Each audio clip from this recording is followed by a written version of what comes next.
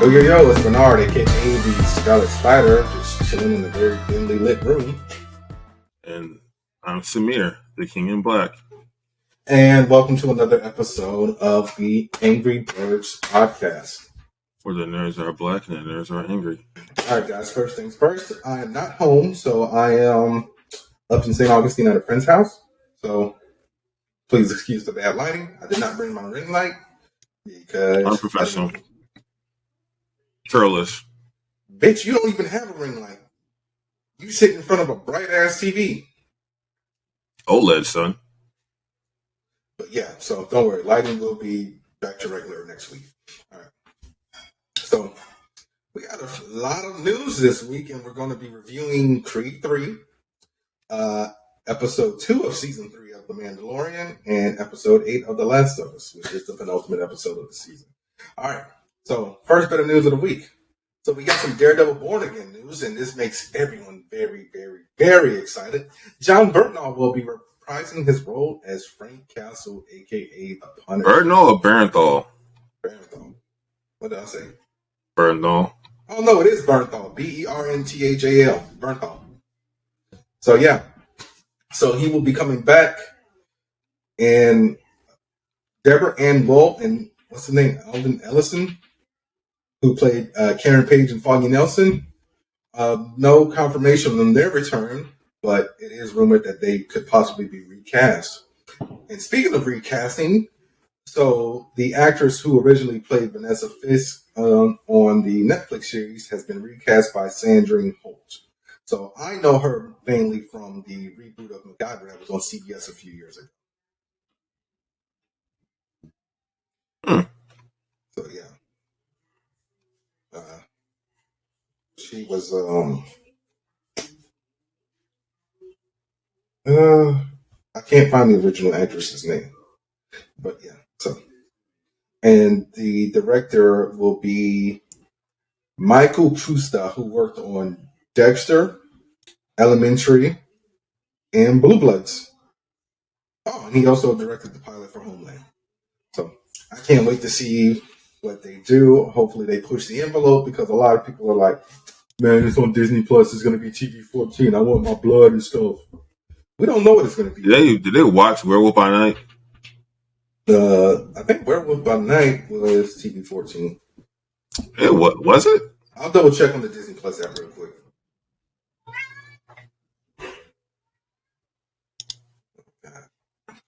What? No, your cat. Oh, I know, isn't he cute? All on the screen. I'm like, Arthur, get the fuck away. No, he's not. He's back there. No, Werewolf by Night is TV-14. No, I'm talking about when you were before we started recording. But yeah, Werewolf by Night was TV-14.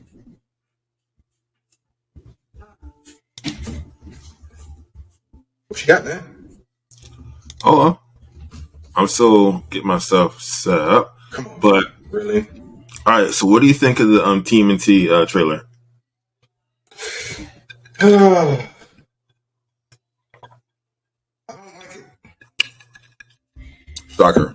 Why? And it's not because of the cast.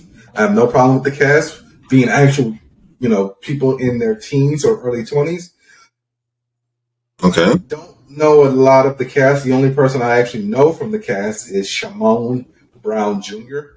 I think Jackie Chan? No, I'm talking about for the Turtles. Oh. Yeah. I believe he's doing the voice of Michelangelo. And I know him from being on The Shy as Papa. Right, but I mean, is it really that important to know them? As long as they're good? No, I'm not saying that you gotta know them. I'm just saying, like, he's the only person I know who's, What else don't you like?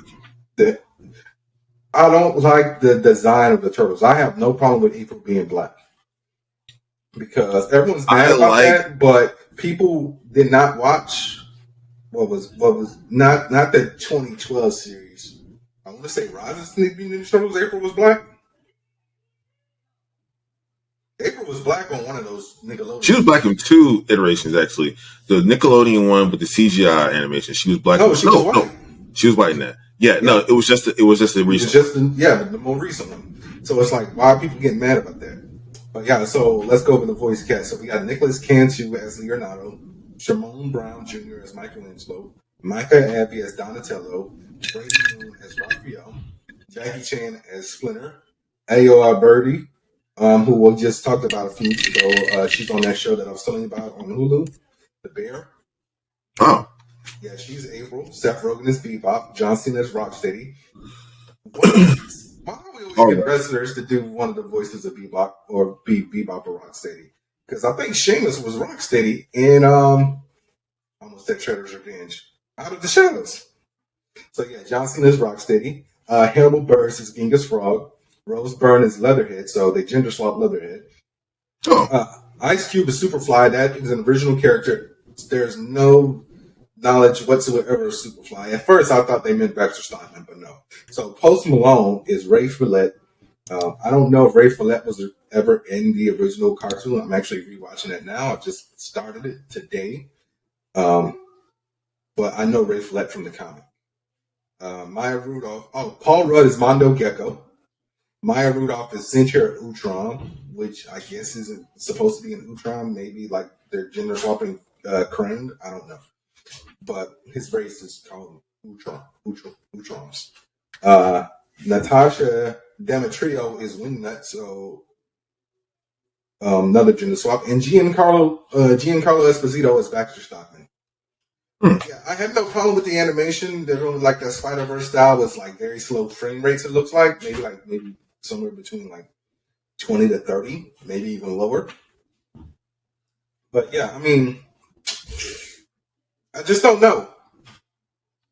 I mean, we already knew this movie was coming out because we talked about it, I want to say like a year and a half ago, almost 2 years ago, when we found out that Seth Rogen was doing it, and we were kind of skeptical. But both of us, mainly because of the Green Hornet. But we also got to give Seth Rogen a little bit of grace because he has. The Boys and The Boys, Invincible. Preacher. Yeah, he's redeemed himself. Yeah, but yeah, so we got to take this one with a grain of salt. And I'm excited about it, and I often enjoy when they give physical distinction between the turtles. Yeah, I mean they're not biologically brothers. We don't actually know that. Right, but I'm saying they can be different species of turtle. They're not. They're all the same breed. They're just slightly different. They can be, though. I get that. But, they're not going to make, Leonardo a snapper turtle or whatever. There's only one snapper turtle in the entire mythology of Teenage Mutant Ninja Turtles, and that's Slash. So sometimes he's a snapper turtle, sometimes he's a turtle from Dimension X. The turtles are legit, literally like turtles that you can buy at a pet store.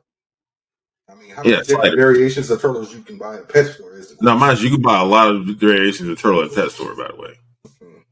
Well, I don't know. But yeah, so I mean, what I've seen in the trailer looks good. It's just the execution, and we already know Samir is going to have to wait to see the critics' score on Rotten Tomatoes, but Mayhem does come out on April 4th.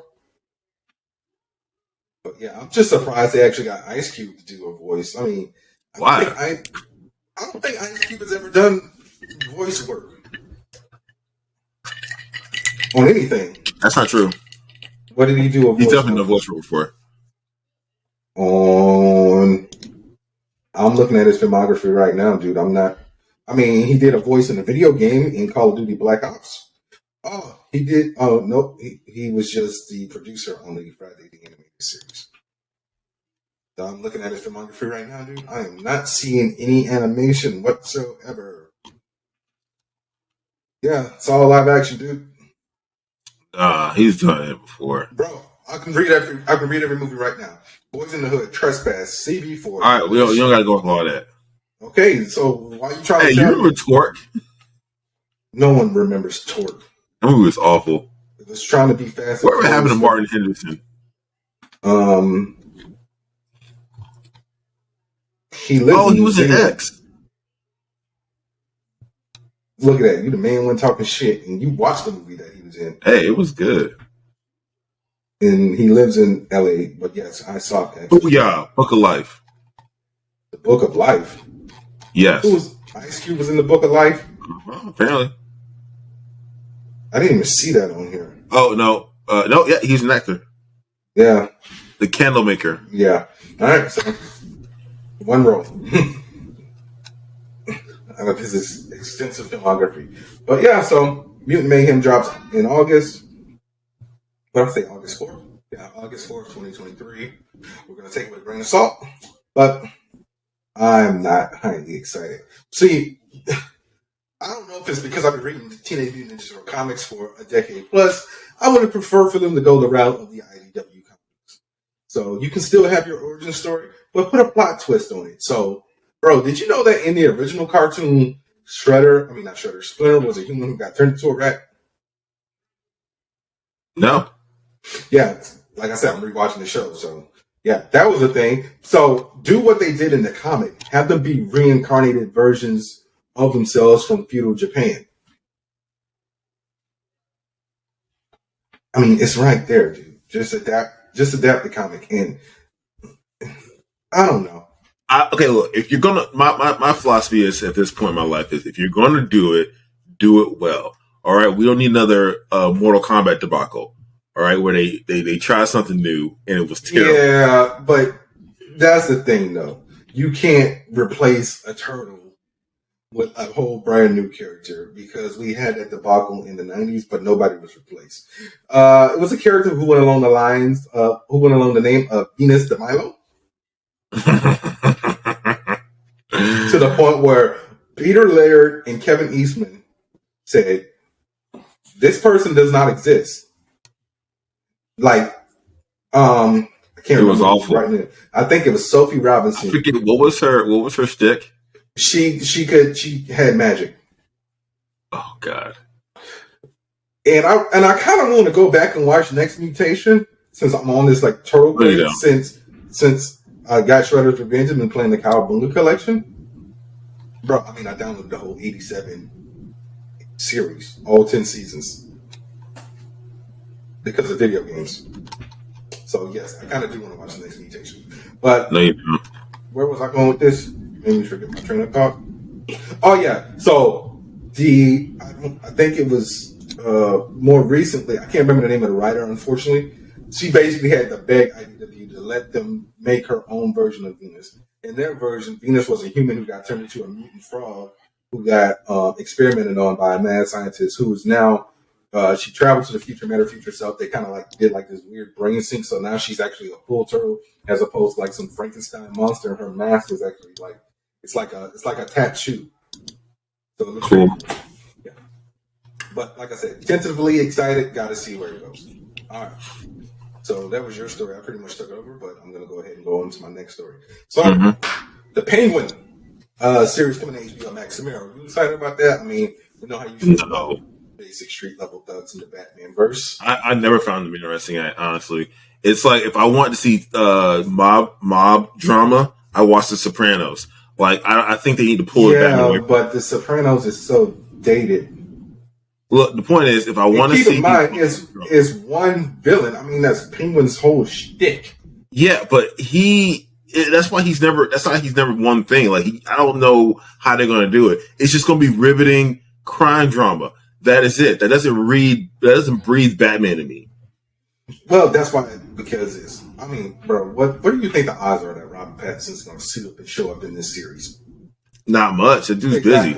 He's constantly on a move. He's on a move right now. Yeah, exactly. So basically, the reason why I bring this show up is because once again, this man is stepping his toe into the DC universe. The voice of the Lex Luthor in our Superman 90 series that we had growing up. Clancy Brown, who more recently saw on The Mandalorian. He was in Sleepy Hollow. He was more recently on something else I can't remember. But he will be playing Salvatore Maroni.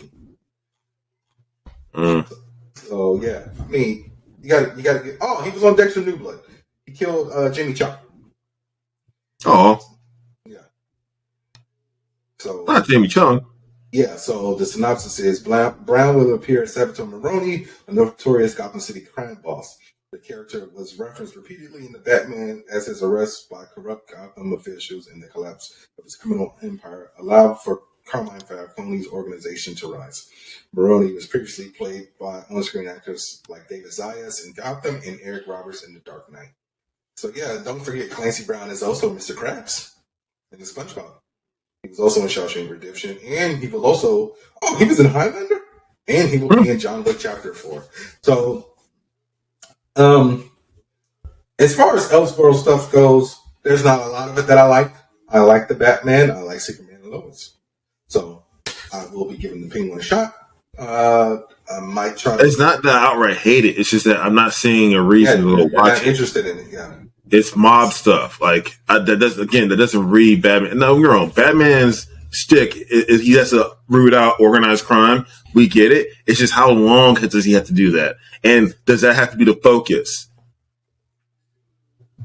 I don't know, man. But yeah, so maybe I can, strong arm Samir into watching it. I don't know. Talk to me. Rob Pattinson is close friends with the rap group Death Grips. Never even heard of Death Grips. But yeah, that's neither here nor there. What's your next story? Okay, so next story. Hang on. Wait a minute. Wait a minute. Wait a minute. Wait a minute. Wait a minute. All right, that was last week. Hang on. Oh my God, dude. Hang on, I'm scrolling. I know, but you're not talking at all. I'm just trying to avoid the dead air editing. It's late. It's late. Did you go get your Bowflex? You want to talk about? No, I had to work today. You want to talk about the Star Wars film updates? I mean, yeah. Go ahead. All right, so story. The film updates. I know that was yours. I thought I'll put that there. No, the film updates. We have Kevin Feige's project Rogue Squadron shelved. No, Kevin Feige and Rogue Squadron. Patty Jenkins was working on Rogue Squadron. Kevin Feige was working on his own thing. Taika Waititi is still working on his film. And from the Miss Marvel director, Charmine.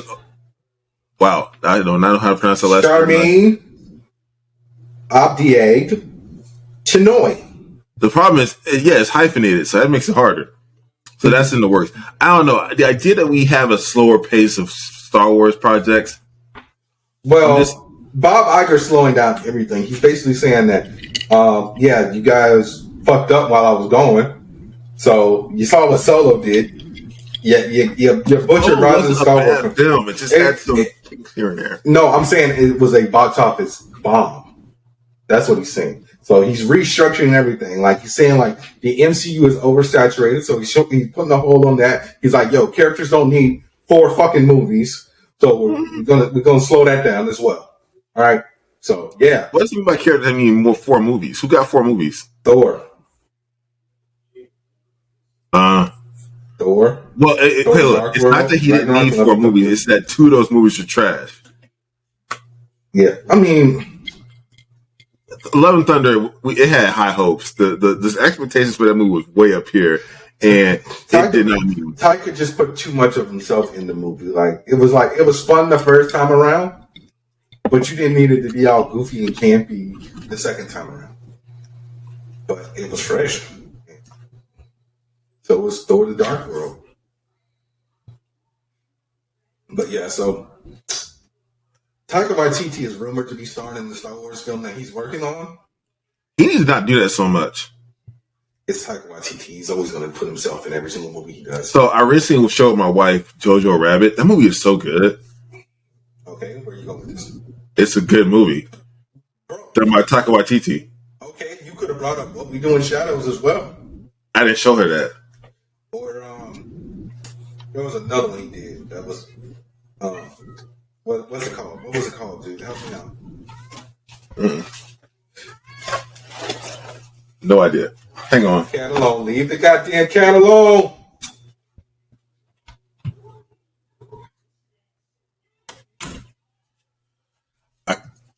I can't keep her outside, sir. She has to come in. I thought you were picking the cat up. No, I have to let her in the room. Hunt for the Wilder People.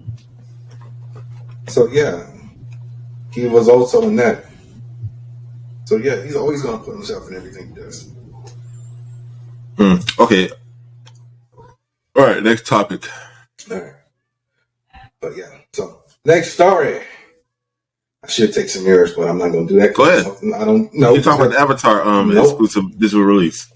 It's not an exclusive digital release, Samir. Exclusive, yeah. It sets exclusive digital release date. Okay. I'm not talking about now. I just said something. All right. So Avatar 2 sets exclusive digital release date, includes 3 hours of bonus content. What? Yes, Samir, but guess what? What? In order to get that bonus content, you have to actually buy the movie. Yeah. You're not going to buy the movie. What makes you say that? You didn't even buy the first one, so don't give me that shit. This isn't about me, sir. But you talk about it like you're going to get it. Ooh, boy, oh boy, that Avatar comes out on March 28th. I just want to see the movie again. It was fire. And this is what I don't get. So what's the point of saying it's an exclusive digital release date? The keyword of exclusive means for a specific person, correct? All right, let me elaborate. So in a statement to the press, 20th Century Studios announced that Avatar: The Way of Water will be available from all major digital retailers, including Prime Video, Apple TV, Vudu, and movies everywhere. So from March 28th. Huh? I said, how's that exclusive? It's everywhere. Distributors will also reveal the Avatar sequel will come packed with several hours worth of additional material, including cast and crew audio commentary, multiple behind-the-scenes featurettes. The film itself will display in 4K Ultra quality, accompanied by Dolby Atmos audio. Yeah, one of us is excited. Stop hating. I'm legitimately want to see this movie again. Yeah, but you're not gonna buy it. Like I said, you're gonna go the other route. It might hit Disney Plus. Yeah, but you might go the other route before it hits Disney Plus, because who knows when it's going to... Because they didn't even announce when the hell it's coming to Disney Plus. We know that it's coming to DSPs for purchase. Disney Plus might not be for another month. So like I said, you can go the other route, and then when it hits Disney Plus, you might delete it off your computer, but then again, you probably won't, because you still got the first one on your computer, right? No, do it. You do. I have my legally purchased Blu-ray rip. Stop the cap. On my computer. Mm-hmm. Let's see. I'm checking now. Because Samir did not buy it. So why is he capping right now? I don't know what you're talking about. This is the only thing on my computer that's disc, but everything else is solid state or NVMe. It takes forever for this thing to just try to load. What the hell is NVMe? It's like a faster standard of N.2 drives. No. It's basically a faster form of NAND memory. Oh, okay. Which is it's a fancy solid state. That's all you got to know. Okay. So, while Samir struggles for that. I ain't struggling nowhere. I don't struggle. Well, anyway, James Gunn is sick and tired of you motherfuckers on Twitter, okay? So what we do? I mean, not you. You're not an incel, proud boy, crack ass cracker. So James Gunn has decided to clap back at all the people, all the racist Marvel trolls who are mad that he cast Chibudu Uji as a high evolutionary. Big deal. All right.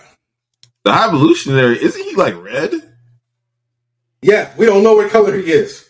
He's like red. He's not even, if he was ever at one point looked human, he don't look human now. I mean, yeah, but people are mad that I'm a black person. Look, here's the thing. If I'm going to be mad about that cast, it's the fact that they didn't put him in makeup.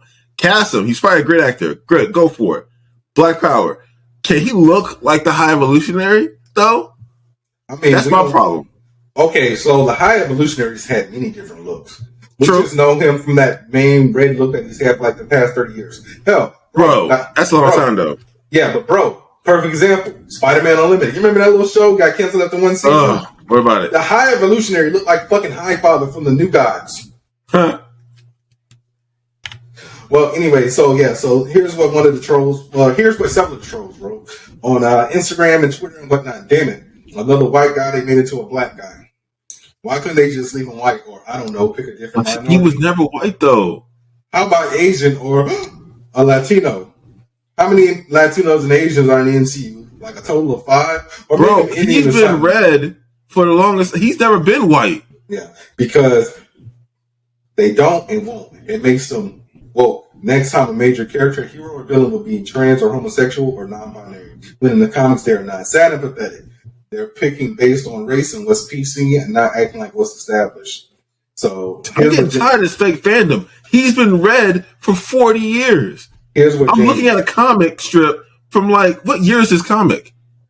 It looked old as hell, but he is red in this comic. He hasn't looked human in forever. We don't know what he originally looked like. Yeah.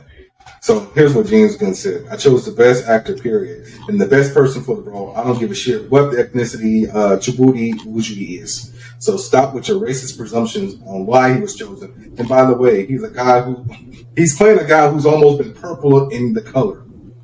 All right. Thank you. Said I couldn't have thought of a better character to use as a skill with a skill set to join the MCU with, because there's something very Shakespearean about him, and there's something very, very emotionally dark about him. And he's a lot of fun on top of that. The costume, like you mentioned, the day I put on the costume because he looks very different from what he is in the comics. But the costume just worked. So yeah, guys, don't forget that Guardians of the Galaxy will be dropping on May 5th from Disney, and James Gunn ain't got time for your shit, James Gunn does have time for your shit because he's going to clap back every single time.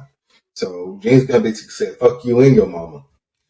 Anyways, I just think he needs to look the part and put him in makeup. But not good cast. Okay, but he might be wearing a helmet because the suit pretty much looks accurate, but he might be wearing a helmet. I don't like how the MCU been treating helmets lately. Wow, people got to take off their helmets, dude. No, they don't. Bro, when they do that, who doesn't? I've seen full comics where Tony don't take off his helmet. Like full issues, that helmet stay on. It's like every time they got something to say, helmet off, screen time, helmet back on, helmet off. Okay, but when was the last time you read an Iron Man comic? Because Tony, it depends on the issue really and what's happening. Like he was in a fight, have it off. I can pull up a number of issues in recent years where he don't take off the helmet at all. Like I just recently caught up on Iron Man. Like there's been issues where he doesn't even have on his helmet, and there's been issues where he only has on his helmet. So like I said, it varies, dude. It also depends on the writer. Stop that. But yeah, what do you got? Okay, well, we actually, I think. Hang on, wait a minute. Where are you going? What if? No, we might actually have some housekeeping we overlooked. One moment. I didn't see any housekeeping. I'm literally scrolling up and down. I did. I mean, you posted something that's in complete Japanese, so I don't know. That's why I'm pulling it up, making sure I'm translating it right now. Okay, yeah. So this is some housekeeping that we overlooked. We got to talk about. So one of the greats passed away. I dare say a goat. Here you go, giving everybody goat status again. Okay, so Takahiro Kimura, who is best known for his very unique character design that is easily recognizable. His most notable works are Code Geass, and I think, hang on, let me pull up his other one. Oh, God, dude. You could have just stepped with Code Geass and kept going, because like I said, air now. I mean, yeah, but okay, so he's been on a number of he's been a key animator on a number of shows. So yeah, Code Geass. He also did some storyboarding for Gundam Mobile Suit Gundam, Seed Destiny, Superior Force Defender Gundam, Blood Plus, Gunsword. Whoa, I haven't seen that in forever. That one is a throwback. Yeah, he did the character design and chief animated director for Gunsword, which was a throwback, deep cut. No one knows about that. He was the chief animated director for a Mobile Fighter G Gundam, which is oof. Point is, go prolific career, and he'll be missed. It's like we lost another one, man. That one, this one hits right here. He passed away at the age of 58 from amyloidosis. Yeah, in which abnormal proteins build up in the tissues. There are several non-specific. All right, point is, it was a chronic issue that probably led to something else. Yes. Yeah, not good. Yeah, rest in peace, Dan. Yeah, so rest in peace, rest in power, and yeah, we lost a great one. All right, so we're not going to pretty much... Better Man? Oh, I forgot about Better Man. Damn, it's a throwback. Okay. All right. So, I'm actually going to save that one for when we get into our review of Creed. So, again, we don't give two shits about Suicide Squad, Kill the Justice League. Well, we care about it. I just want to keep ripping on it. Why do we care about it? Neither one of us are going to buy it. Sometimes you love to hate something. Sometimes you need something to hate. Okay, we can hate on it, but not care about it, Samir. In order to care about it. Sir, the opposite of love is not hate. The opposite of love is indifference. Hate and love share the same coin.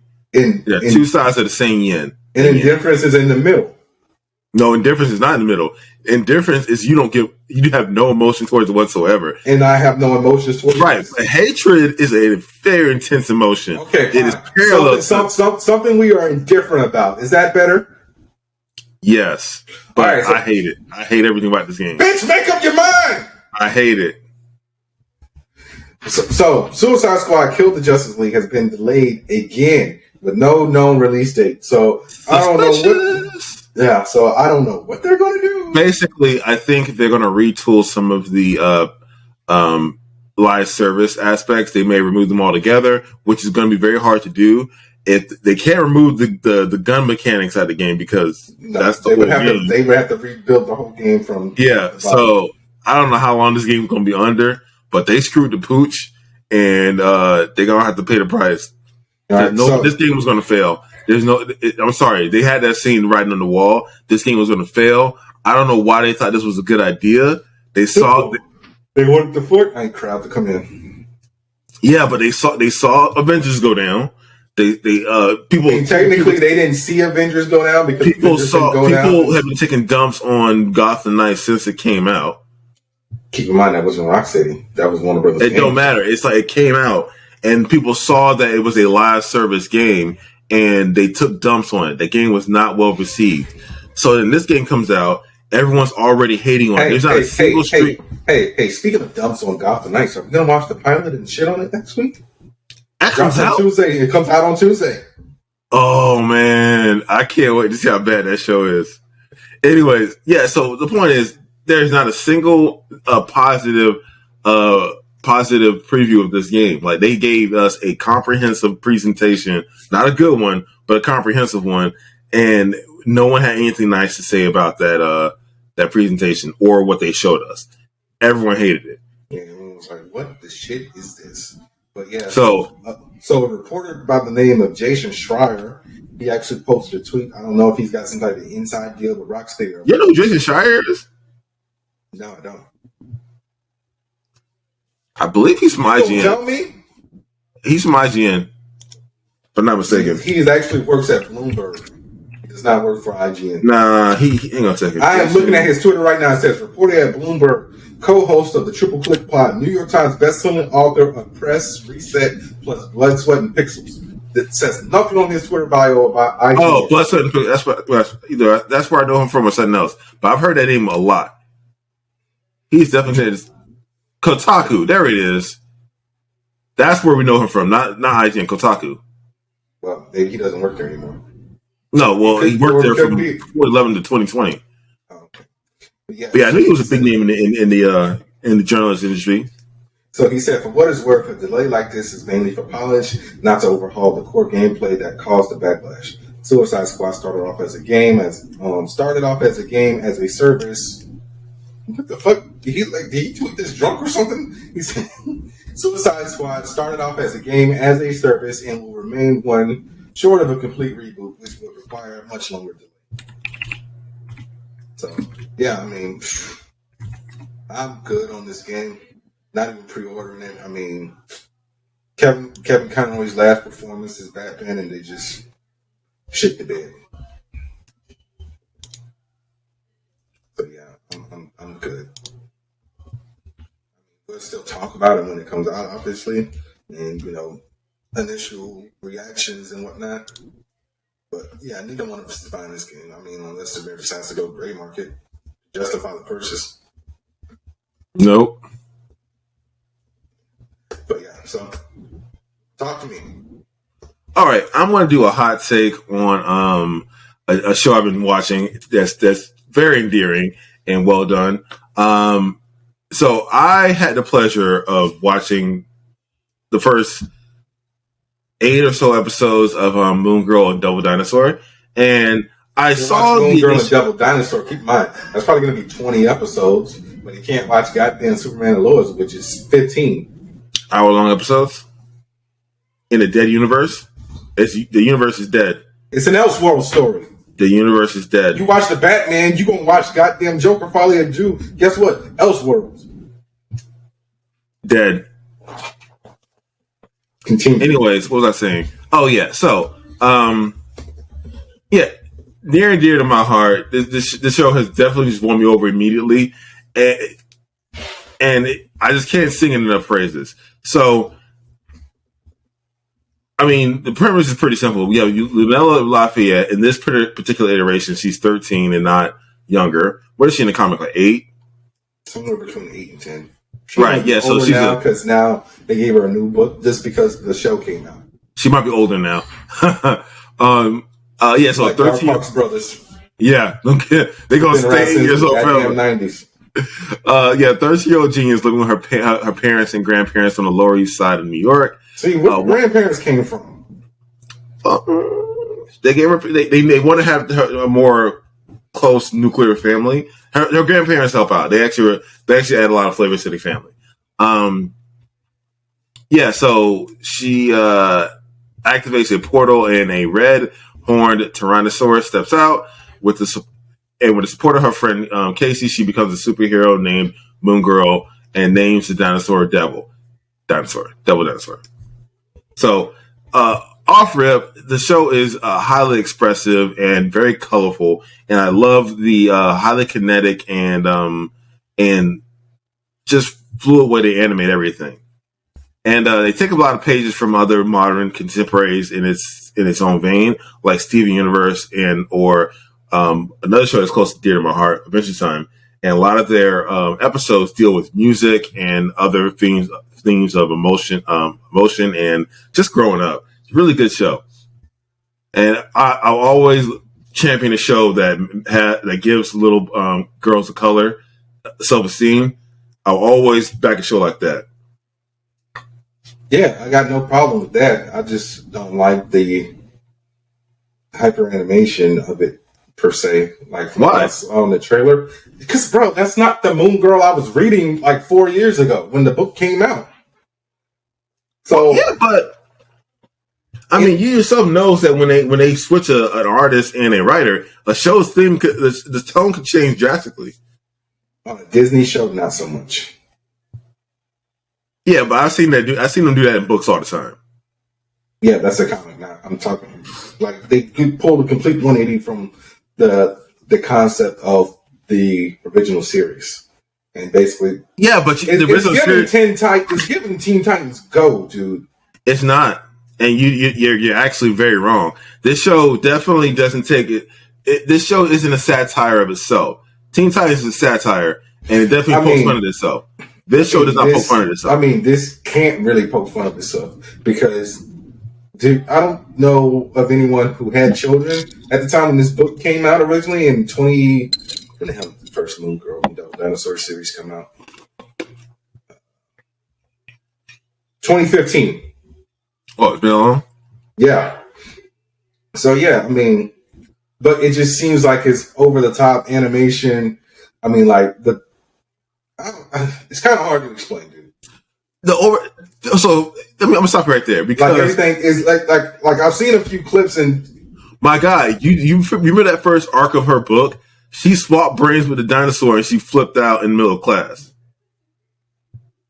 I'm talking drool, snarling. She turned into a monster in this little girl's body. That is already over the top. That book has always been over the top.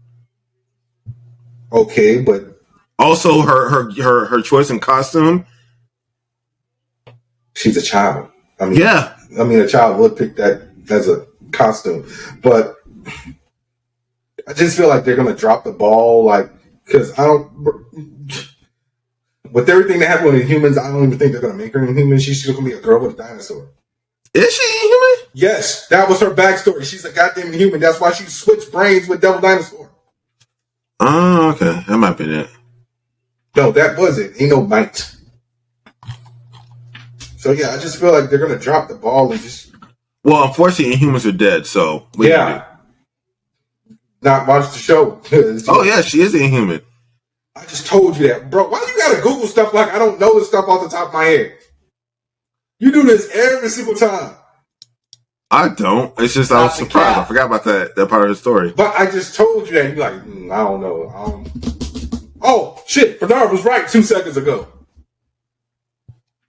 But yeah, so Samir's enjoying the show. I'm not going to watch it. I'm still waiting for season 2. I mean, I just love so much about the show. I mean, you have like her goggles, like how expressive they are. They're constantly changing and turning into various punctuations. So it's giving Deadpool and Spider-Man mask? I guess, sure. I mean, when she uses her goggles, yeah. Also, again, I have to touch on the music. The music is done very well. Considering the fact that Diamond White provides the voice of Moon Girl, she was actually on freaking The Voice. Yeah, X Factor. Yeah, X Factor. So yeah, she's a singer. She's actually been on a few things. She's been voices on Phineas and Ferb, Transformers. She was on The Big Bang Theory for an episode. The Haunted Hathaway, Sophia the First, Girl Meets World, Blackfish, The Lion Guard, Sing It, Fresh Off the Boat, Cold Black, Dear White People, Pinky Malinky, Empire, and apparently she's also on the goddamn Bold and the Beautiful since 2020. I mean, come on, get him props for casting Lawrence Fishburne as the Beyonder. Lawrence Fishburne ain't got nothing to do. He got a lot to do. He was just in John Wick. Bro, Lawrence Fishburne be in John Wick movies for all of 10 minutes. Know what you need to do? Get a stopwatch. Go watch John Wick 3, Parabellum. Start the stopwatch whenever he's on the screen. Pause it when he's off the screen. Start it as a matter of fact, I'm going to probably do that and see how long Lawrence Fishburne is in the goddamn John Wick movie. I'm just saying. But yeah. All right. Anyways, I think everyone should get this show a shot. It's really good. I mean, I don't know. Right now, I'm loving it. Yeah, I enjoy the fact that, it's an all-black cast. So we got for the most part. Well, yeah, the only person who is, not black in the main cast is Fred Tatasciore, who does. No, also her best friend who is Latino. Casey? Yeah, she's Puerto Rican and Jewish. Okay. So, 2 people. But hang on. What? Okay, so she has 2 dads. So, like, bro, I was talking about the actual actress, not the character. Oh, but the actress. She's white. I just looked it up. Yeah. But yeah, I mean, she was just made for the movie. No, actually, she's not. She's Mexican. She's Mexican. Yeah, Mexican born and Jewish. Dang, they went hard on this cast. Yeah, I think Disney's trying to rectify a lot of the whitewashing that they've done over the past 100 plus years. Better late than never. I'm like, this is hard. They found a Latino and a Jewish person. And they like, yo, we got to get this right. Yeah. But yeah. So, and shout out to Jermaine Fowler for providing the voice of her father. He was on the show I watched on CBS for a few seasons called Superior Donuts. He's also, did you ever watch Sorry to Bother You? Yes. He plays Lakeith Stanfield's friend. Oh. The one he's going back and forth. May your day be successful. I wish for you all the success in the world. That was a funny scene. Yeah, that's Jermaine Fowler. And Gary Anthony Williams is Pops. He was the big dude on Malcolm in the Middle whose son was in the wheelchair. Yes, I know who. Yeah, I know who that is. He was also goddamn Bebop. And he also, okay, again, some of the things in that movie were entertaining. He was also in Harold and Kumar. Yes, he was. But yeah, so Samir's recommendation, guys, check out Moon Girl and Double Dinosaur on Disney. Is all the episodes also on Disney Plus? Because I know Disney does like Disney Plus the next day, like how they do with Hulu. So I don't know if it's I think that's one of those shows because the episodes are popping up really quickly. So how the hell are you watching it? On Disney Plus. So I just asked you if it's on Disney Plus. You could have said yes. I said yeah. No, you didn't, but whatever. All right. So I'm going to go ahead and get my next story because Samir was on this Moon Girl and Double Dinosaur rant. So I got to go back to my tablet, get out the Suicide Squad stuff. Another story. Because I'm saving the Creed stuff for when we actually get into the movie. Oh, so a little bit of video game news. So for those of you who have last-gen systems, unfortunately, you cannot play Hogwarts Legacy until May 5th of this year. So that sucks. I haven't even started it yet. I just installed it. I'm still playing Dead Space at the moment. And some news that I'm just like, why? We're getting a new Dragon Ball Z Budokai Tenkaichi game. So yeah, that's right. This actually just got announced a few days ago with like a 54-second trailer. And everyone is geeked up and excited. No, I mean, the funny thing is, bro, I still need to see Bandai like officially announce this. Like, I'm going to their It's real. But yeah, so like, bro, like the tweet from a day ago is from One Piece, Elden Ring, Park Beyond, Tekken 8, JoJo Bizarre's Adventure, Gundam, Heavy Arms. But yeah. Oh, nope, that's DLC for Dragon Ball Z Kakarot, which I don't get because, bro, they decided to drop the Season 2 shit. One Piece Odyssey, what's that, My Hero Academia, One's Justice. But yeah, I mean, like I said, wait, nope, that's about the championship for fighters. Yeah, they didn't actually officially announce it, but hey, I mean, they didn't deny it either, so I'm going to get this game when it comes out. I've never been a big fan of Tenkaichi. I didn't really care for the open world arena style battle that they had going on back then, but it might be better this time around. Yeah, I wasn't a fan of that either. It wasn't that competitive. It was very unbalanced. It really did feel unbalanced. I didn't want. It gave me Mortal Kombat Daily Alliance vibes. Ooh, that was rough. Yeah, because remember, we just sidestep and just like it was just it just didn't feel right for a fighting game. Sidestepping can be great in a 3D fighter, like Tekken, for instance. I was going to say and Soul Calibur. I mean, when was the last Soul Calibur game? Okay, so they actually nerfed sidestepping in the last Tekken. They just recently showed that they bought it back. Now sidestepping's a viable strategy now. Yeah, because I remember that was a big thing in Soul Calibur. I mean not Soul Calibur, Tekken, and I'm not really a big fan of Tekken games, but yeah, I was just like, okay, here we go. But yeah, so no release date on the Dragon Ball Z Budokai Tenkaichi game yet. Like I said, Hogwarts Legacy for last-gen systems. So that's PS4, PS4 Pro, Xbox One, Xbox One Series S, Xbox One Series X, May 5th. So, Samir, you want to get into your last story before we get into our reviews of Creed, episode 18? If you want to rush it, sure. Well, so we've been Marvel, talking for 40 minutes and I'm hungry. Whose fault is that? Marvel just unveiled their newest superhero in Marvel Studios, What If. The character's name is Kahori. Yes. Yeah. And people are mad. Why? Again? Yes. Over this? Yes. It's like, okay, so basically, it asks what if the Tesseract fell to Earth and landed in the sovereign Hosi not die. I'm okay. Basically, a indigenous Confederate. Thank you. Before the colonization of America. Yeah, before the colonization. Yeah. So essentially, they're going to do what they should have did. Well, what they would have done had they had an opportunity, which was don't trust some white folks and put them back on that boat. That's what they probably do, and that's what they meant. Basically. Yeah. Yeah. Oh, so people are like, another story based off of a false narrative. Excuse me? You mean It's fiction? Yeah, I mean, yeah, it's fiction, but so somebody also said, let me guess, the white people are going to be the villains. Most I of y'all mean, are the if the villains. shoe fit, if the shoe fit, let me say that if the shoe fits, lace up, bitch. for real. But yeah, so I can't wait for What If season 2 to start. So Especially this episode. Yeah, so I'm with it. Yeah, so it says here the for it. Tesseract takes on a new life and new mythology, transforming a lake into a gateway to the stars and leading Kahori, a young Mohawk woman, on a quest to discover her power.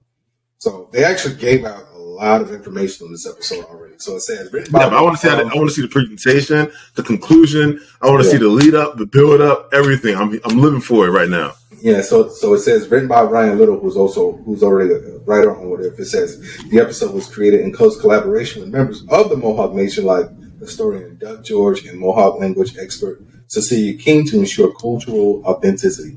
The episode takes place in the Mohawk language and is informed by the history of the Akaswanis region, which is now upstate New York.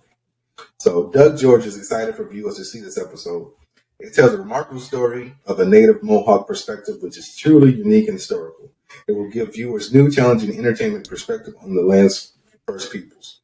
The story is dramatic, the characters fully realized, and the action sequences are breathtaking.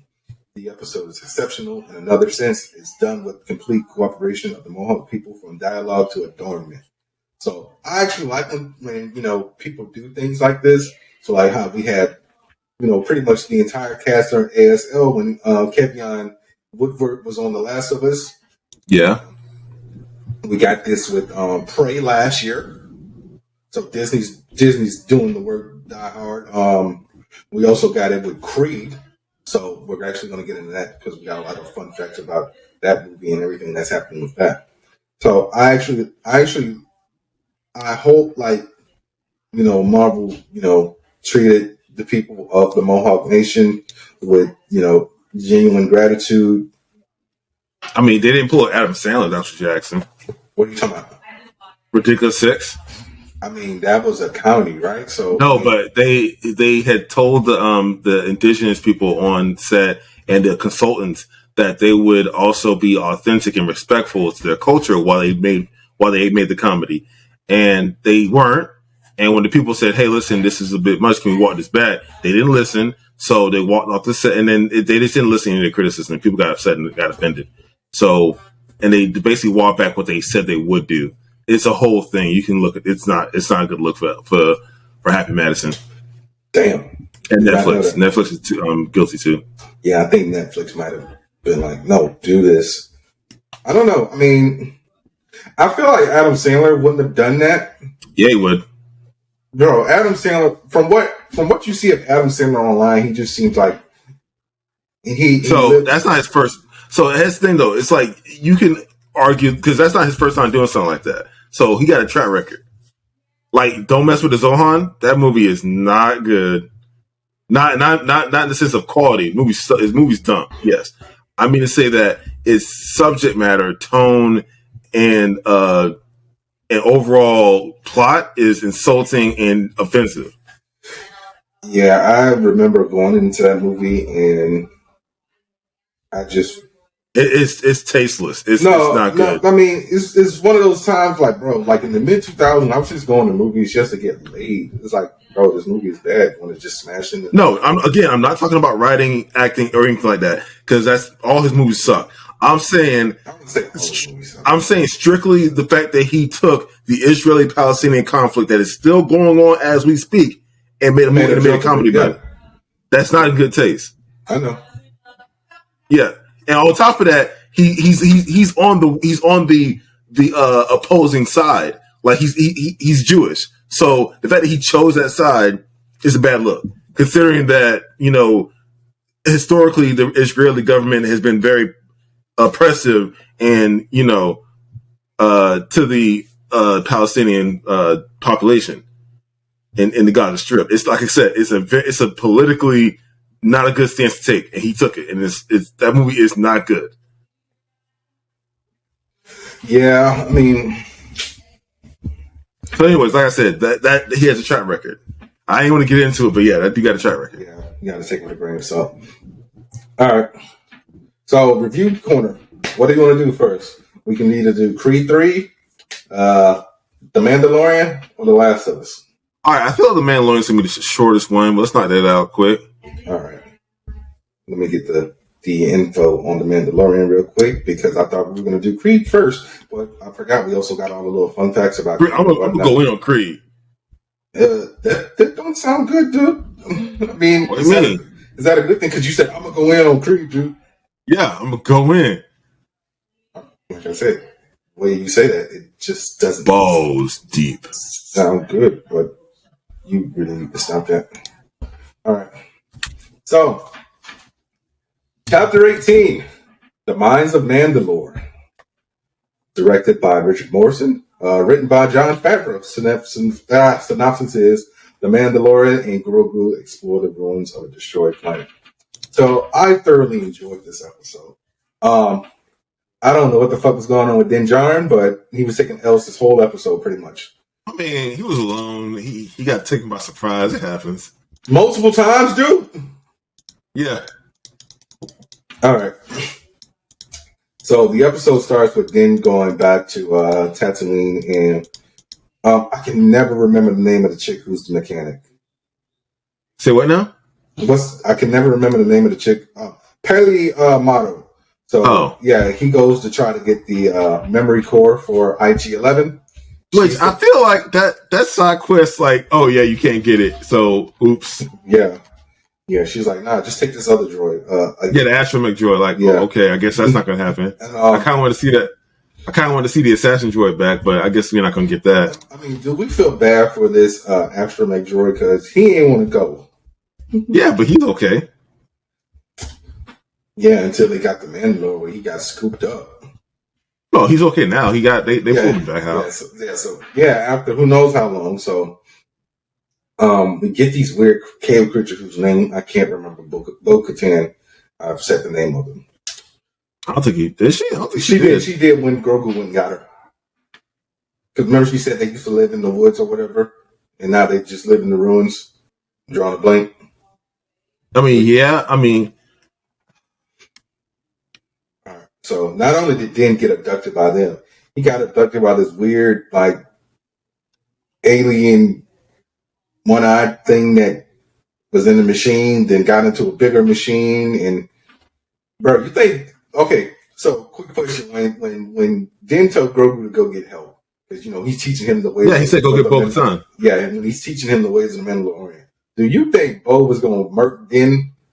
When he came back, but she was going to tell him off because she wasn't in the mood. Yeah, girl been having a bad couple of months. She was like, "I'm tired of this crap. I need to get rid of this dude." I mean, she went back and saved his life. No, she's not going to let him die. I mean, Din was not in his best form in this episode. He was drugged. He was getting his blood drawn. He wasn't drugged. He got hit with a sedative too. That's why he couldn't fight back. Oh, well, that thing was draining him of his blood. Oh, bro, it's like he is. I swear, he got found as a youngling. He knows nothing of the Mandalorian culture whatsoever. He's just been indoctrinated he grew by up on the moon. Oh, I thought he grew up on the planet. No, he grew up on the moon. Oh, okay. So yeah, he never had the suit that they all had as children. He knows nothing of the mythosaur. He's just like, I'm going to bathe myself in the water of the Lake Minnetonka, and gets dragged down by the damn mythosaur. And once again, so here's the thing. Can we talk about that Bo-Katan wielded the Darksaber with ease? Yes. If she just took the damn saber, she would have had a balance at the time. Weird coat. Got to win it. You got a weird coat. You got to win it in combat. He tried to give it to her. She said no. I mean, who's in the cult here? They're both in the cults. Yeah, calling a spade at this point. Nah, man, the watch is crazy, but I gotta win this sword by combat. And bro, I mean, and her morals are so freaking strict. She could have just like kicked him and said, "Hey, I won." After she got him out of that thing. But yeah, once again, she got to save his life from the Mythosaur, which everyone thought was basically like the Loch Ness monster. Turns out to be real. So yeah, I mean, thoughts and feelings on the episode. I look forward to giving my thoughts and feelings. I liked every moment of it. Then just taking L's left. I can always use more Katie Steckhoff. Yeah. And Grogu, you didn't watch her on The Flash. Oh yeah, and Grogu. Well, I'm not gonna watch The Flash. I mean, come on. But Grogu using his force abilities. Yeah, loved it. Did 2 flips. Yeah, and some force pushing and force pulling. Yeah, and everyone thought, and I'm glad they actually confirmed now, his little hover chair or whatever, it's not like Bluetooth, so he don't have to be near Din to use it. He controls it. It's remote control. Maybe he got little joysticks in there. Who knows? But yeah, so I'm glad that's been a confirmation, because I was actually arguing with people when that thing first popped up in season 1 of The Mandalorian, because I'm like, hello guys, he had it in the first episode, so why on earth would he need to be near Din to use it? Mm-hmm. But yeah. So what are we rating this episode? 9.1. I'm giving it a 9. And Samir's giving it a 9.1 because he just wants to be an asshole who just gets under my skin. But I'm giving it a 9 because Din's just taking L's left and right, and Bo-Katan had to save his ass not only once, but twice. And it's green what Petty was doing, basically scrapping people's stuff and selling it back to them for a higher price. You seem confused when I said that. No, I didn't see that. Wait, which part was that? When we go back to Tatooine, the guy's ship was stripped. The job was stripped of parts. Oh, yeah, okay. That's what it was. Yeah.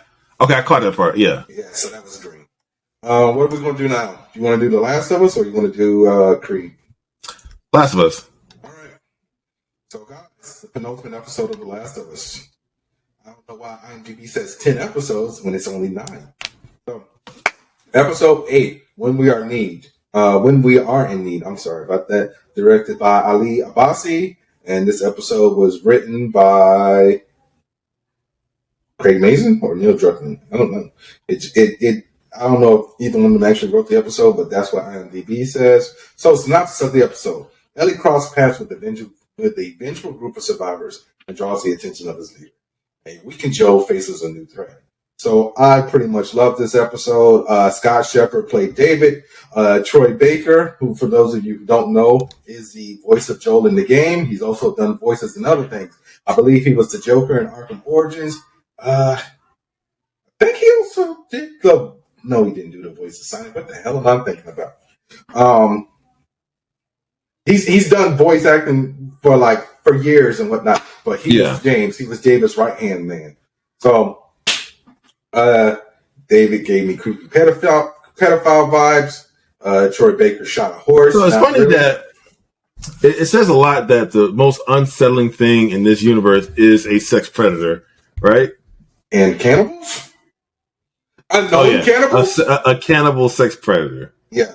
And that's messed up, bro. It's just like, yo, you feeding these people their loved ones who died and telling them it's rabbit, venison, and everything else under the sun.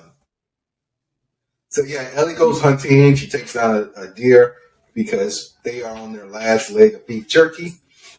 And Joe is still out for the count, and she comes across David and James after they find her kill.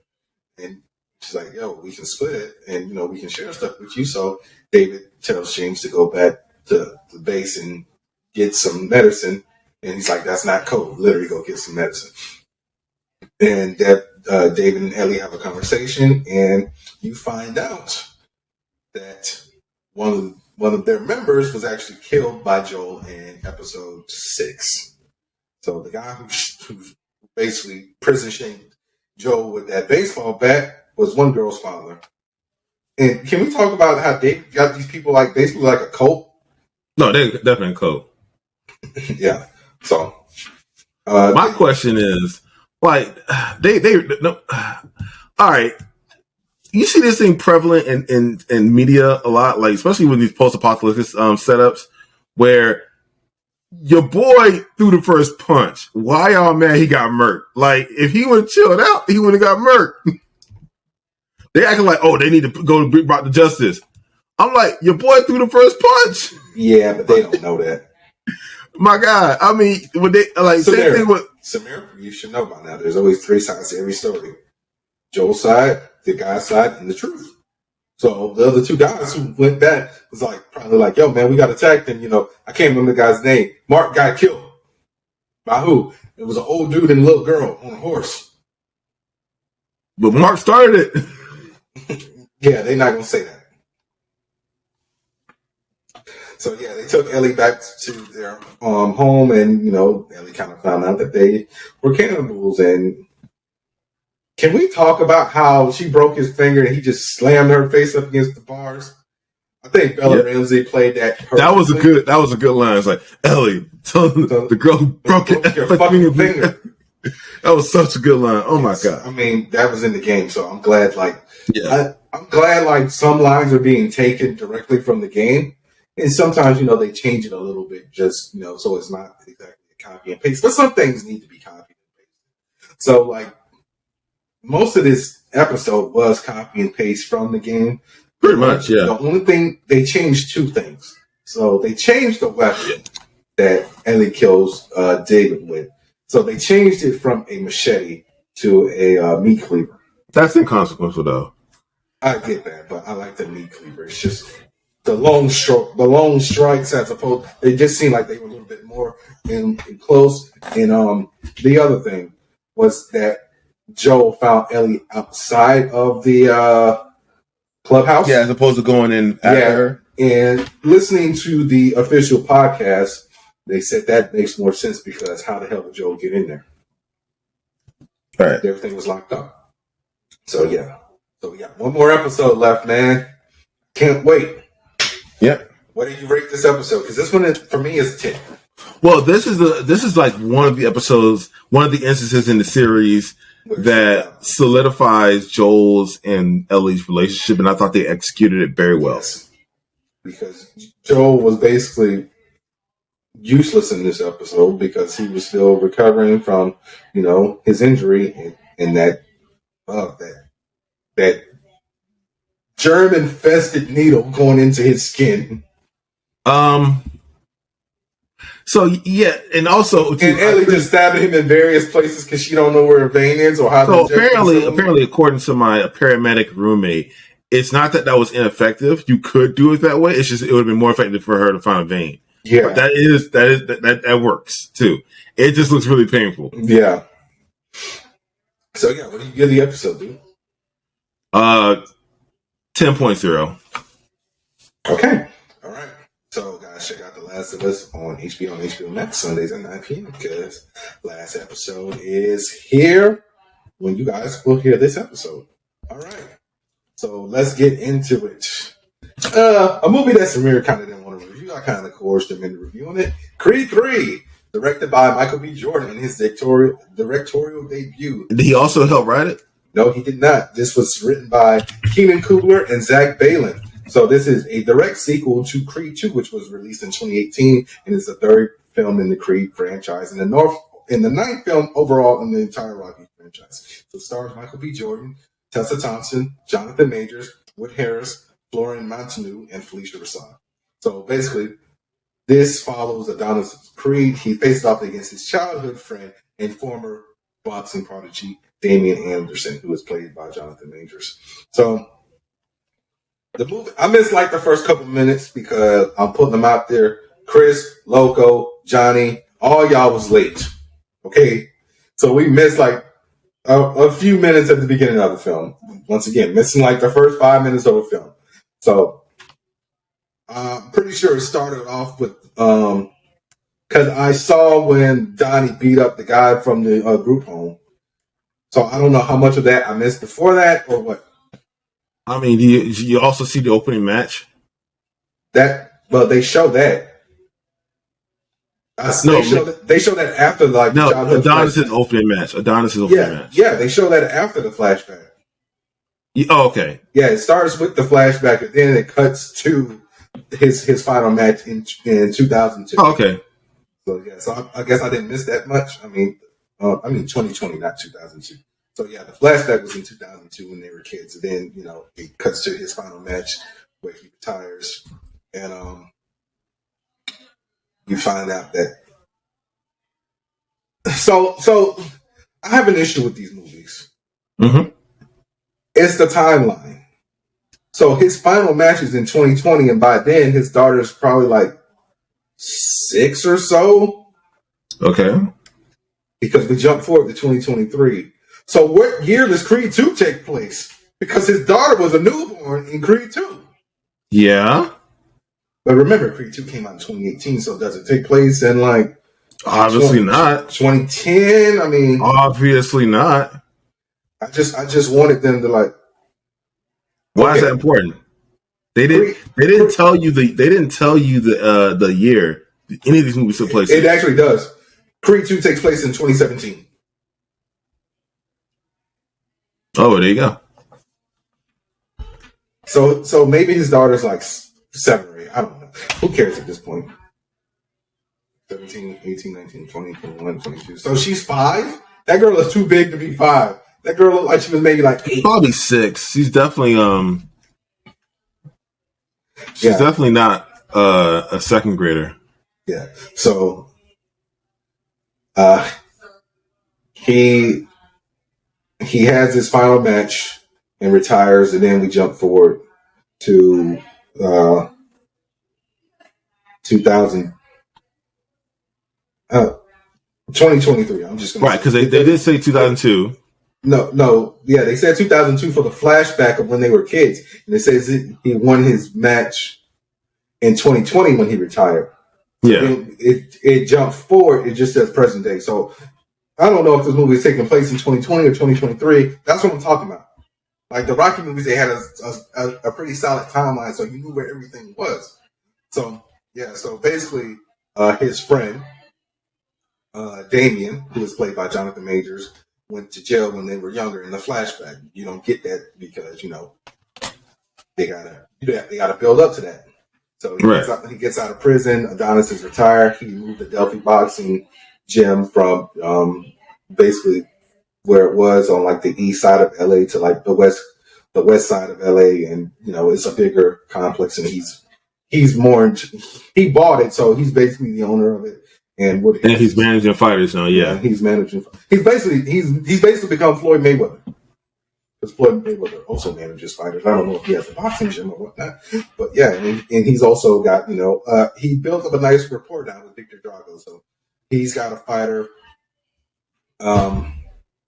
who he wants to fight Drago. So Victor El Guerrero Chavez. So, but you also found out that Bianca, who was played by Tessa Thompson, has now moved from being on the stage to being a producer. Yes, to being a producer. So she wants to say what she has left of her hearing. So if you haven't watched the other 2 movies, she has a hearing aid, and I'm actually glad that they actually show her wear the hearing aid at some point in the film, because if you didn't remember that, you wouldn't know. But yeah, so Adonis and Damien reconnect, and he offers him some money, but he's like, I don't want a handout. And he's like, so what's your plan now that you're out? He's been, plan never changed, man. I'm gonna be the champ. He's like, yeah, kind of old. So can we talk about the one thing that everyone is mad about? What? Jonathan Majors is actually younger than Michael B. Jordan, but he's playing an older character. Jonathan Majors is 33 and Michael B. Jordan is 35. Oh, I mean, because he looks older. Does he? Oh, it doesn't matter. No, but I'm just saying, like, that was one thing that people had an issue with the movie. So yeah, a lot of exposition goes on, and you find out that he staged the attack on Victor. Yes, and well, you find out after the fact, but Victor gets attacked, and then the whole issue with the fight ensues because Felix loses. And then he takes the title. Yeah. And then you later find out that he knew the guy that attacked Victor. Yeah. I kind of felt like that one was obvious. Like, did you see that one coming? I mean, it was fishy that Victor gets attacked. Yeah. Also, it's funny that he didn't hit. Well, no, because if he was not the champ can't fight, they would have called the whole thing off. Yeah. So he had to attack the champ. Yeah, he had to attack, Victor.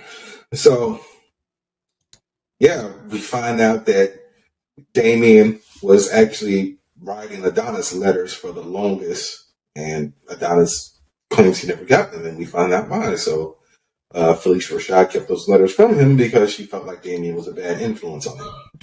Yeah. And we also found out that in between Creed 2 and 3 that her character did suffer a stroke. And Adonis and Bianca want her to move in with her, but she's refusing because she wants to live in the house that she lived in with Apollo. So Damien basically kind of manipulated Adonis into giving him a title shot because he kind of swayed it as to being a underdog story, very similar to Rocky's.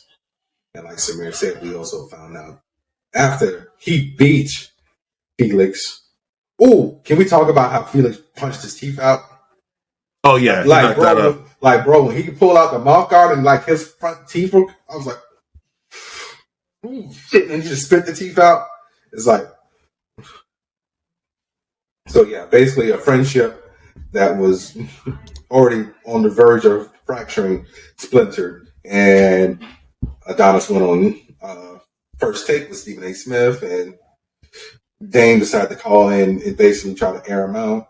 And keep in mind, at this point, Adonis has been retired for possibly 2 or 3 years, so he's out of shape. He's got multiple injuries, and concussion. He got a busted liver. Like it's like, fractured hands. So boxing, man, it takes toll on you. Yeah, that's why Floyd Mayweather is such a defensive fighter. He didn't want to end up with concussions and CTE and stuff like that. So yeah, I mean, if Adonis fought a little bit more like Mayweather, he wouldn't be in the condition that he's in. But so yeah, we get back to training. My only issue with this movie, outside of the time, is we couldn't actually like film this like in an actual boxing arena. Like the first 2 films, like, bro, most of that audience was green screen. So if you go back and look at it, like everyone like in the nosebleeds and everything, that's all green screen as opposed to how they did it before. Like they rented out an arena, got a bunch of extras and whatnot. Well, honestly, I didn't notice. So I feel like Amazon is cutting corners now since they bought. But I didn't notice. Did you notice? I did notice. I didn't. I'm like, bro. I wasn't trying to look at behind the camera. I wasn't trying to look behind the camera, but it just stuck out to me. Bro, I didn't notice at all. So during in the arenas, like for instance, Felix's entrance was breathtaking. I noticed that. Well, the entrance, those are actual people in the like right there at the barricades. Yeah, that's what I focused on. That's what drew my attention. Everything else was just background noise. I didn't see any of that. Well, I'm saying like when you see them fight, but again, I wasn't looking at that. I was looking at the ring. I pay attention to everything. I always try to. Yeah, I know you do. I'm sorry, that's just the way I am. I know. Get that stupid smile off your fucking face. I know what you're talking about. But yeah, so those two actually go ahead and fight down at the stadium. Can we talk about the final fight? How it eventually got to the point where they basically zoned everyone else out, and I just okay. Let's pause that right there. So obviously, news is out. Michael B. Jordan drew a lot of inspiration for anime for this movie. Yeah, because he's corny, as we talked about last week. All right. Well, I thought what he did was breathtaking. And I do too, but that's just me throwing a little shade out there. Everyone calling Michael B. Jordan. Well, he is petty. He had to bring it up, anyways. Well, it was said recently. He wasn't holding on to that grudge since high school. And like I said, L'Oreal didn't say it. Someone else said it. And she said they used to make fun of the name, so y'all need to leave L'Oreal alone. I mean, all right, but she did not have to say at the end of the interview, anyways, this movie drips with anime homage. Yeah, so Dragon Ball, Megalobox. Let's talk about Victor Drago's character. So you had a previous rival who is now friends with the main character. Yes, Shonen. All right. I mean that happened with Rocky and Apollo. Yeah, but now it's there. It's with it. It's thematic. It's essentially you have the childhood friend / brother figure coming back, and causing the big brother, causing upheaval in the main character's life. Dragon Ball Z. Yeah. Well, that is a lot of series that do that, not just Dragon Ball, but that's just the first one that popped in my head. Raditz. Well, I mean, Naruto would be a better example of that, actually, if you want to go for something that's more prominent. I didn't watch Naruto. Well, you suck. Anyways, what was I going to say? All right, yeah. So the final fight, where they drew everyone out and they focused just on them and the metaphors. They use the metaphors so well. So what makes a sports anime stand out are the metaphors. The metaphors basically signify and they draw a lot of symbolism from the characters' will and their skill level on the because honestly, I'm sorry, sports are boring. But if you use metaphors and embellish and emphasize, they look exciting. And that's what they do with metaphors.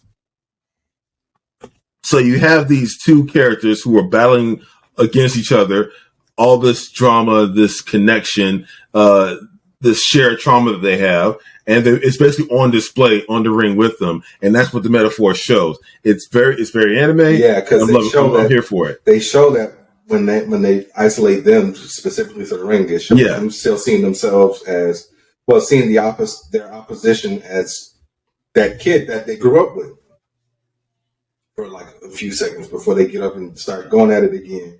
Yeah. Also, can we talk about the nearly double knockout punch? The double knockout punch. Yes. Again, I'm here for it. That's very anime. Love it. It is. Also the heavy blows with the sweat coming out the body. Yeah, that was straight Dragon Ball Z Super Saiyan Goku versus Frieza. It looks so good. So good. I'm here for it. Love it. Yes. So, we didn't. I will say this: I have one slight nitpick. If I can nitpick this movie's perfect for me. If I can nitpick one thing, sure. The training montage did not hit as well as the first Creed. The first Creed, the training montage in that, the first two. The second one had a great one too, but the first one, for some reason, and this is me specifically. I don't know what it was, but my emotions hit a crescendo watching that montage in the first one. You had him sprinting down the street. You had the dirt bikes. I don't know what that scene did to me, but it spoke to me on a deep level emotionally. And I didn't get that feeling in the montages of the preceding movies. So, they were good. I'll tell you why. Because you moved from Philly to New York. You don't have the dirt bikes and all that stuff in LA. I mean, I said New York. I meant LA. So remember, the first one takes place in Philly and ends in New York. So all the training he does is originally in Philly. So he's got everyone behind him, just like Rocky had everyone behind him when he was running up the stairs. He has no one behind him besides the people training him in 2 and 3. So you don't that's another thing I point out. So again, his brother figure, Damien, he's a man on a mountain by himself, right? Where no man is a mountain. Whereas Adonis has friends. He has Victor. He has Felix. He has his wife, daughter, the spirit of his mom. He has his trainers. It's like he has all his friends. His friends give him strength. All right. Yeah. Also, can we talk about the talk no jutsu? So you don't watch Naruto, but the term talk no jutsu became a thing because shonen characters tend to stop fights and talk to their opponents, and they have common ground. Obviously, they didn't do that here, but they did at the end where they found common ground and forgave each other. Yeah, so this whole movie could have been avoided if someone just apologized. There wasn't need. They didn't need to pause. They needed to talk. That's what they. That's what I meant. They needed to talk and air it out. Yeah, apologies weren't necessary. It was really they needed to talk. I mean, because the whole point is they were children. They apologized when they spoke. Yeah, they did, but they were children, and they needed to talk out their trauma. Yeah. Also, therapy, y'all. Therapy. Black men, therapy. Yes. All right. God dang it. Yeah, I mean, there's BetterHelp, there's Talkspace. You can go to Taraji P. Henson's website for the Boris Morris Lawrence Henson Foundation. I'm pretty sure I messed it up, but just look it up. They also have online where you can find, like, you know, if you want a black therapist, so like they have like lists of black therapists in like your area, and I do believe some of them offer free therapy. So yeah, just all right. So yeah, the movie ends with Adonis winning by knockout, and so I'm pretty sure he retired again because, bro, you got 4 belts again, so you're the undisputed heavyweight champion again. So just really, I don't know if he can just outright retire. Can he? I mean, I guess they can get him. He came out of retirement for this fight. Yes, I think they can let him go back in. Yeah, but I don't know if you can just outright retire after winning the belt. You might have to defend it. If anything, I really felt like this should have been an exhibition match. You know, doesn't affect your record whatsoever. Like if he would have lost. That's why Floyd Mayweather just still does exhibition matches, so it doesn't affect his record of like 50-0 or 50-1 or something like that. I think he has like 1 loss. It's a good record. Let's say that. Yeah, but we didn't talk about his daughter knocking out that one deaf girl. Look. If you don't want none, don't start none. Yeah, but you messed up that whole saying, but whatever. Don't start none. Won't be none.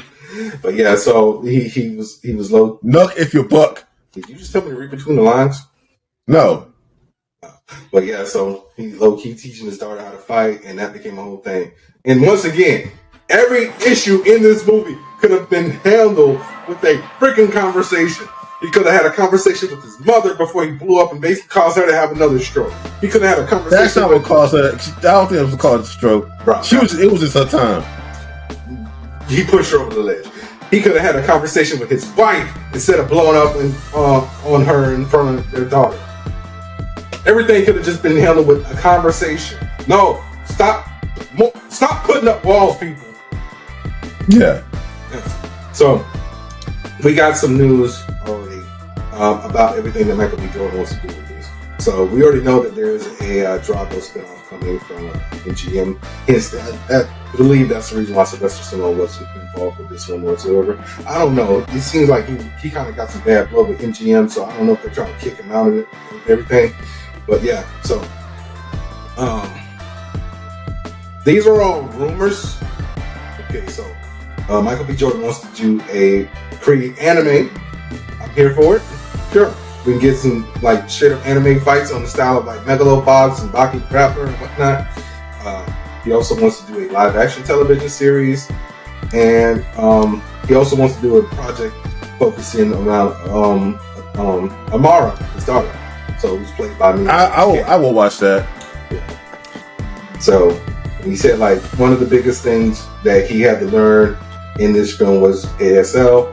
So he was going over everything with the with his teacher. Like he was like doing lessons like for like 5 hours straight and like doing like quick lessons like before takes and everything. He also had to learn how to direct because this is his directorial debut. So came out fresh, I think at a 78, 79, something like that. But congratulations to Michael B. Jordan and all the success to him. What is it?